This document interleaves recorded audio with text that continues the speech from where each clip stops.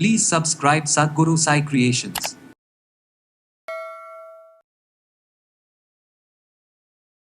அதிமதுரம் இது நிறைய பேர் கேள்விப்பட்டிருப்பீங்க.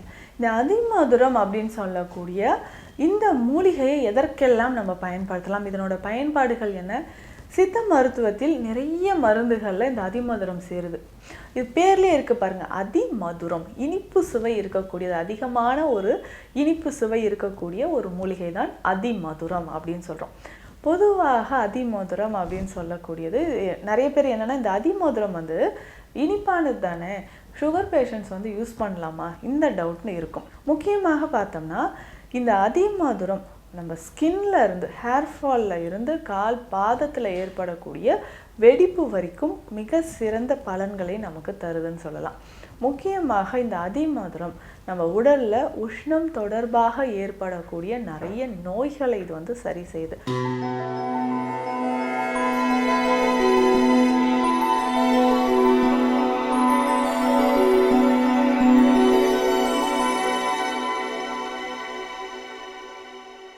சத்குரு சாய் கிரியேஷன் வியூவர்ஸ் அனைவருக்கும் வணக்கம். நான் டாக்டர் நித்யா, சித்தா ஃபிசிஷியன்.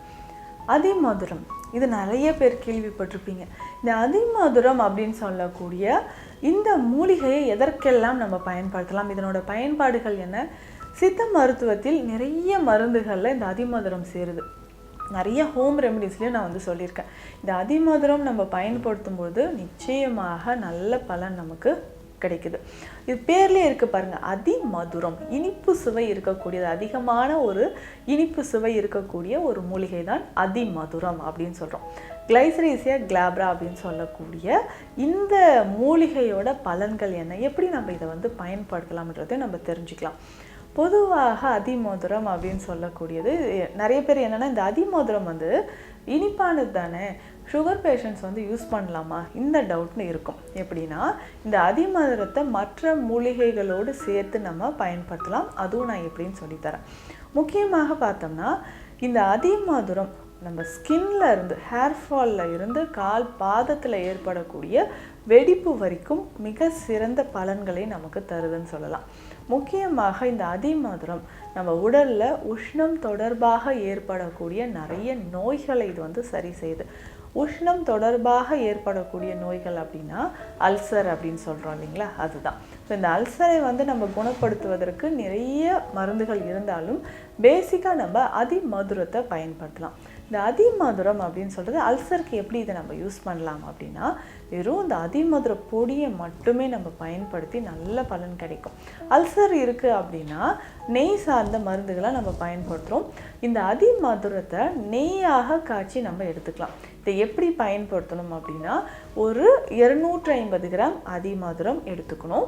இதில் ஒரு 1/2 லிட்டர் தண்ணீர் விட்டு நல்லா காய்ச்சி, ஒரு 1/2 லிட்டர் தண்ணி 250 ml தண்ணீராக வரணும். ஸோ அந்த அளவுக்கு காய்ச்சி இதை கஷாயமாக எடுத்துக்கணும். இந்த கஷாயம் பாதி நமக்கு ரெடி ஆகிட்டு இருக்கும்போது இதனோட சில மூலிகைகளும் நம்ம சேர்க்கணும். என்னென்ன சேர்க்க போகிறோம் அப்படின்னு பார்த்தோம்னா, சுக்கு 10 கிராம், சுக்கு பொடி அதாவது 10 கிராம் சேர்க்கணும். ஏலக்காய் பொடி நம்ம 10 கிராம் சேர்க்கணும். வாலுழுவை அரிசி 10 கிராம் சேர்க்கணும். ஸோ இது எல்லாமே சேர்த்து அந்த கஷாயமாக ரெடி பண்ணி, இந்த கஷாயத்தை நம்ம என்ன பண்ண போகிறோம்னா, 1 கிலோ நெய் இருக்குன்னா அதில் சேர்த்து நம்ம காய்ச்ச போகிறோம். ஸோ இந்த மாதிரி நல்லா காய்ச்சி எடுத்த நெய்யை அதிமதுரம் நெய் அப்படின்னு சொல்கிறோம். இந்த அதிமதுரம் நெய் வேறு எதற்கெல்லாம் பயன்படுத்தலாம் அப்படின்னு பார்த்தோம்னா, நிறைய பேருக்கு இந்த தலை சுற்றல் இருந்துக்கிட்டே இருக்கும். வெர்டிகோ அப்படின்னு சொல்லக்கூடிய தலை சுற்றல் இருக்கும். மைக்ரேன் அப்படின்னு சொல்லக்கூடிய ஒற்றை தலைவலியோ, கண் சம்பந்தப்பட்ட பிரச்சனைகள் இருக்கும். ஸோ பார்வை குறைபாடு இருக்கும். ஸ்பெக்ஸ் போட்டிருப்பாங்க நிறைய பேர், எனக்கு பவர் இருக்குங்க அப்படின்னு சொன்னீங்கன்னா அவர்களுக்குமே இந்த அதிமதுரம் நெய்யை பயன்படுத்தலாம். தினமும் காலை இரவு 2 வேளையும் ஒரு 2 ஸ்பூன் அளவுக்கு, இந்த ஒரு வேளையாவது இந்த அதிமதுரம் நெய்யை நம்ம பயன்படுத்திட்டு வரும்போது நல்ல மாற்றம் நம்ம உடலில் தெரிய ஆரம்பிக்கும். இதில் முக்கியமாக வேறு எதற்கு இந்த அதிமதுரம் பயன்படுத்தலாம் அப்படின்னு பார்த்தோம்னா, முகத்தில் ரொம்ப ஆயிலி ஸ்கின்னாக இருக்குது. முக்கியமாக இந்த அவுட் சைடில் போயிட்டு வந்துட்டோம், சன்லைட்டில் போயிட்டு வந்துட்டோடனே ஸ்கின் டேர்ன் ஆக ஆரம்பிச்சிருச்சு அப்படின்னு சொல்லுவாங்க.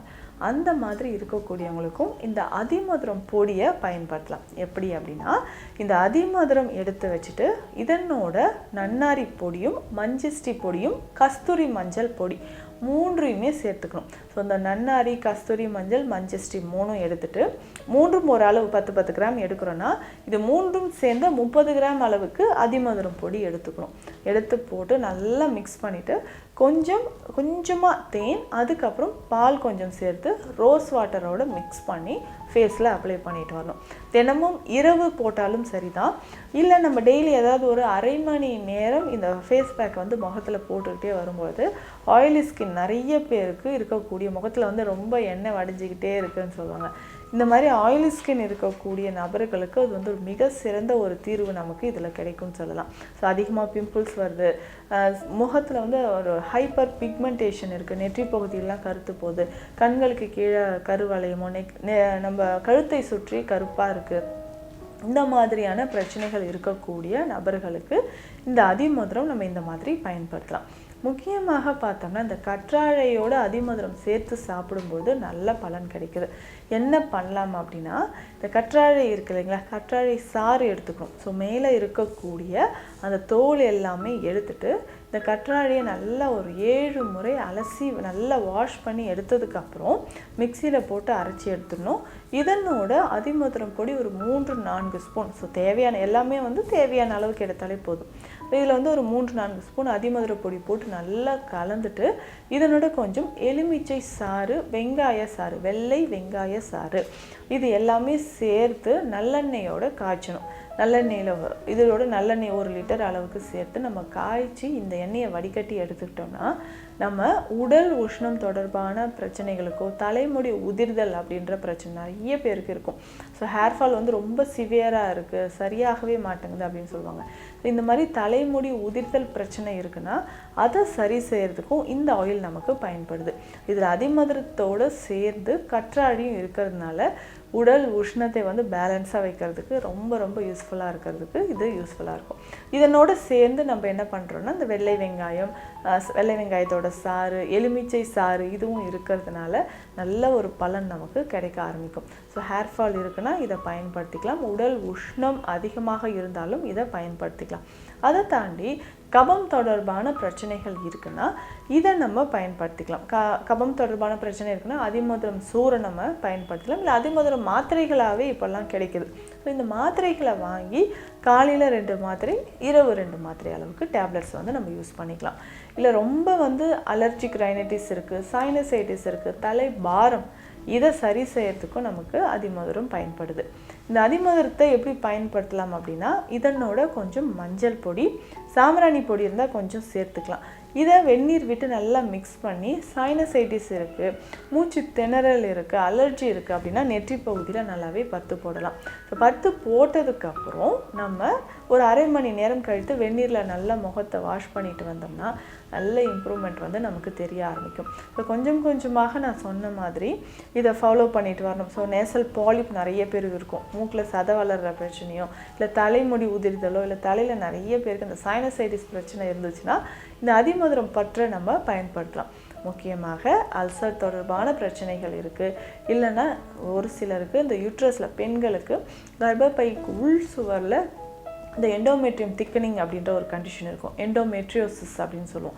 ஸோ இந்த கண்டிஷன் வந்து சரியாகிறதுக்கும் நம்ம அதிமதுரம் பயன்படுத்தலாம். இப்போ பல பிரச்சனைகளுக்கு நம்ம உடலில் ஏற்படக்கூடிய பல நோய்களுக்கு அதிமதுரம் பயன்படுது. முக்கியமாக கால் பாதங்கள் இருக்கக்கூடிய வெடிப்பு, பிளான்டார் சோரியாசிஸ் அப்படின்ற ஒரு கண்டிஷனே இருக்குது. உள்ளங்கால் மட்டும் ரொம்ப எரிச்சலாக இருக்கிற மாதிரி இருக்கும், பாலமாக வெடித்த மாதிரி இருக்கும், மைல்டாக அதில் வந்து ப்ளீடிங், ரத்த கசிவும் வந்து தெரிய ஆரம்பிக்கும். ஸோ அந்த மாதிரி இருந்ததுன்னா இந்த அதிமதுர பொடியை எடுத்து இதனோட கொஞ்சம் மஞ்சளும் சேர்த்து தண்ணீர் விட்டு நல்லா கலந்து கொஞ்சமாக இதில் வந்து ஒரு 10 துளி அளவுக்கு தேங்காய் எண்ணெய் சேர்த்துக்கலாம். சேர்த்து நல்லா மிக்ஸ் பண்ணி கால் பாதங்களில் வெடிப்பு இருக்கக்கூடிய இடத்துலலாம் நம்ம வந்து அப்ளை பண்ணிக்கிட்டே வரணும். ஸோ இந்த மாதிரி கால் பாதங்களில் அப்ளை பண்ணிக்கிட்டே வரும்போது வெடிப்புகள் வந்து மறைய ஆரம்பிக்கும். இது மட்டும் இல்லாமல் நம்ம சித்த மருத்துவத்தில் இந்த டைஜஷன் தொடர்பான ப்ராப்ளம் இருக்குது இல்லைங்களா, ஸோ சரியாகவே டைஜஷன் ஆகலை, வயிறு உபசமாக இருக்குது, அல்சர் கம்ப்ளைண்ட் இருக்குது, ஆசிட் ரிஃப்ளக்ஸ் இருக்குது, ஜிஆர்டி கண்டிஷன் இருக்குது, இந்த மாதிரி கண்டிஷன் எல்லாத்துக்குமே செய்யக்கூடிய மருந்துகளில் அதிமதுரம் முக்கியமாக சேருது. இதில் பார்த்தோம்னா சீரண சஞ்சீவி சூர்ணமாக இருக்கட்டும், அசைச்சூரணம், பெருங்காய சூரணம், இந்த மாதிரி பெரு மருந்துகள், அதாவது ஜீரணம் தொடர்பான பிரச்சனைகள் இருக்கக்கூடிய நபர்களுக்காக அதுக்கான சிகிச்சைக்காக செய்யக்கூடிய மருந்துகளில் அதிமதுரம் ஒரு முக்கிய மூலிகையாக இருக்குது.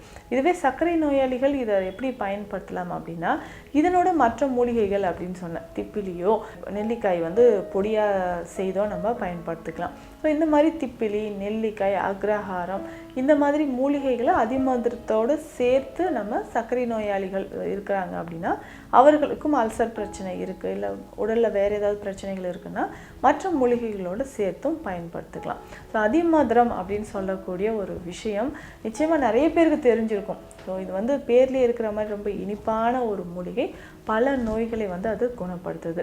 ஸோ இதில் அதனோட பலன்கள் என்ன, எந்தெந்த ப்ராப்ளம்க்கு நம்ம அதிமதுரம் எப்படி பயன்படுத்தலாம் அப்படின்லாம் பார்த்தோம். ரொம்ப யூஸ்ஃபுல்லாக இருக்கும்னு நம்புகிறேன். மீண்டும் அடுத்த பதிவில் சந்திக்கலாம். நன்றி.